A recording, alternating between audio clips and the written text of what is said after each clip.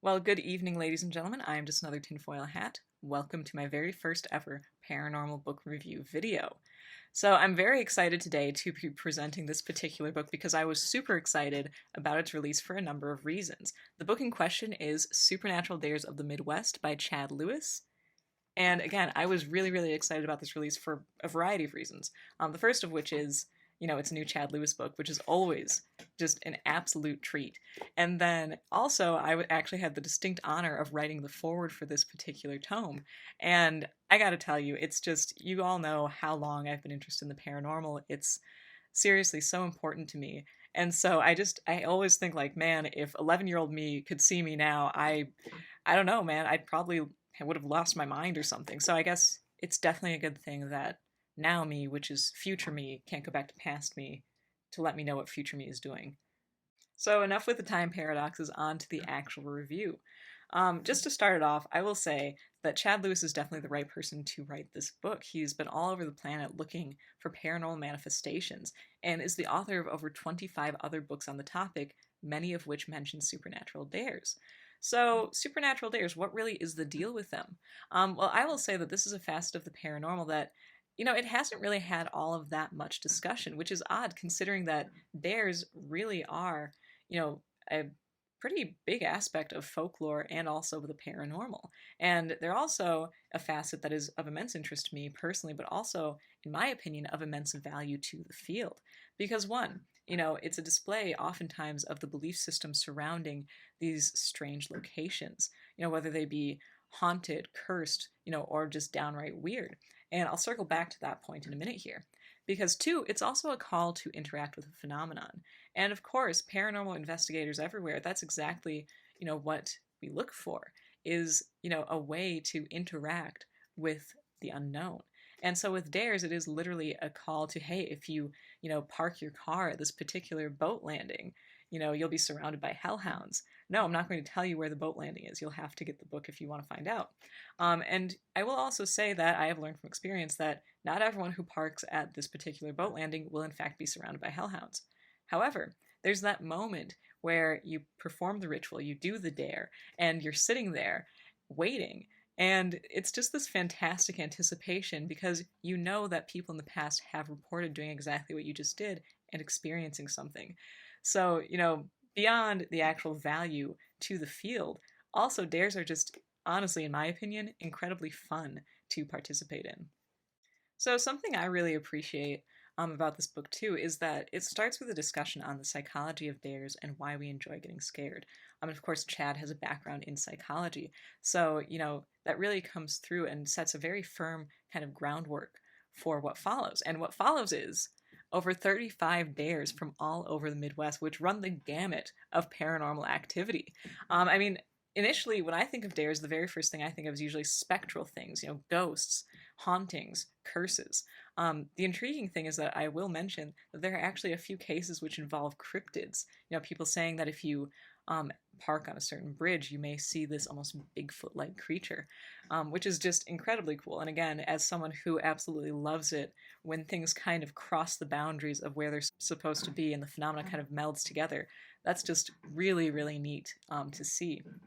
And then, too, from the standpoint of someone who has a massive appreciation for folklore and weird history, this book is really invaluable as, so often this kind of older folklore then kind of merges with more modern urban legend. And as much as it's fantastic that folklore really is kind of, a living thing, the bummer with that is that oftentimes the older renditions of that particular legend kind of fall into obscurity.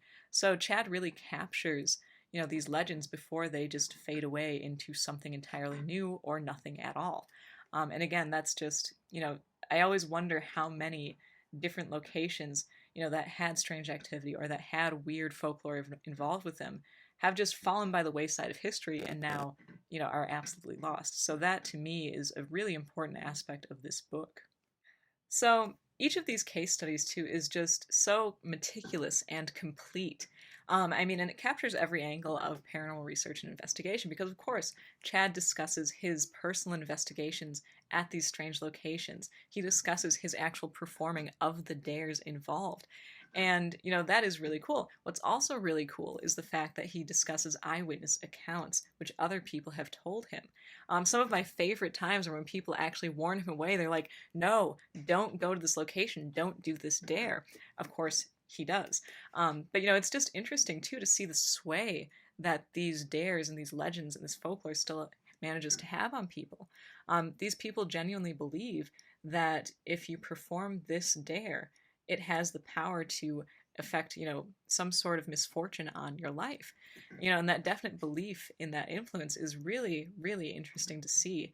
That this belief in the paranormal, this belief in, curses and legends is very much alive and well at these locations. The other thing that I really appreciate about each of the case studies is that Chad also talks extensively about the legends and folklore involved, but also about the actual history. So often, especially with these locations which have supernatural dares attached to them, there's a long held tradition of a terrible crime or a terrible tragedy which occurred. And the question always remains, okay, tons of people are reporting seeing a bloody bride on Bloody Bride Bridge. Was there actually a bride killed on her wedding night at this location? And Chad really goes into depth and researches, whether or not many of these very poignant stories actually occurred, or if they are just kind of part of the folklore. And this circles right back around to something I mentioned earlier, which is the belief system surrounding these locations. Of course, you guys know I am an absolute sucker for the belief system concept. And this is something which, of course, John Keel has mentioned, Jacques Vallée has mentioned, Messengers of Deception, which is probably, I would say, one of the best works to fully discuss the importance of the belief system regarding paranormal phenomena. And yeah, belief systems are a really important part of this because, if you believe, like I do, that there's the possibility for paranormal phenomena to be reflective in nature, once we believe something about it, effectively, we're kind of giving it a script, we're giving it a way to behave.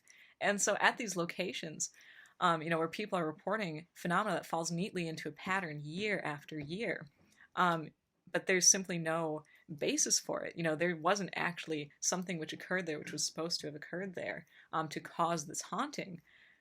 It's intriguing because you have to wonder then if the legend kind of gave birth then to the paranormal phenomenon. And so again, the fact that Chad goes through and he discusses, yes, this actually happened.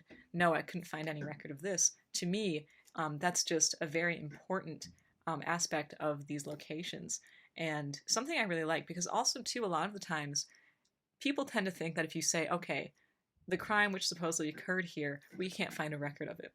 They're like, oh, so you're just a skeptic. You're saying that, people aren't seeing things. No, I'm not saying people aren't seeing things. I'm saying that why are they seeing something which correlates to a crime which didn't occur? It's just, that's a very intriguing concept to me. And again, it's the whys of the paranormal. It's, how is this happening? Why is it falling into these patterns when there's nothing to kind of implement it except our belief? That's exciting.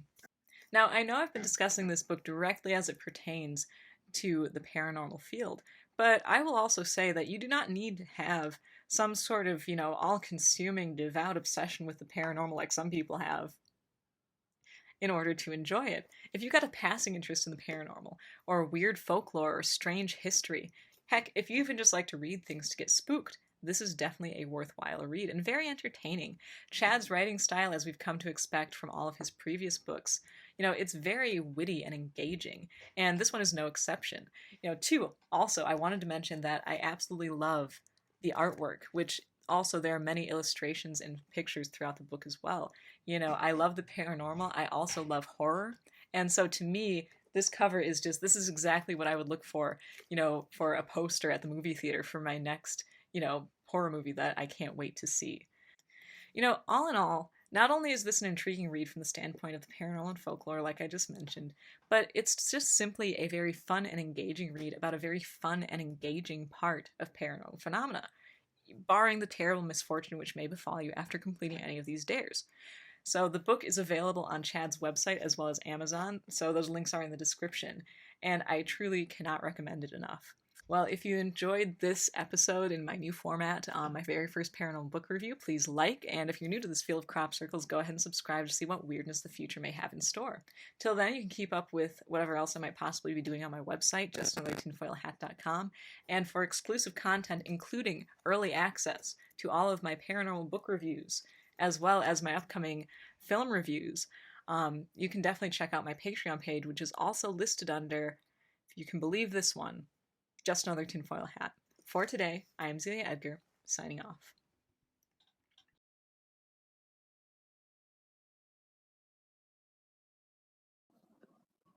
Doing.